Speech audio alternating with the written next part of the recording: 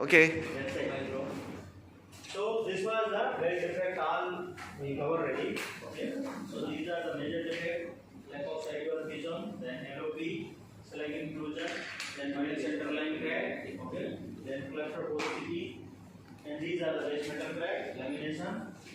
So you have to have a practice. Actually, when you do many times on the screen, you will immediately can identify this is a crack or lack of vision or LOP.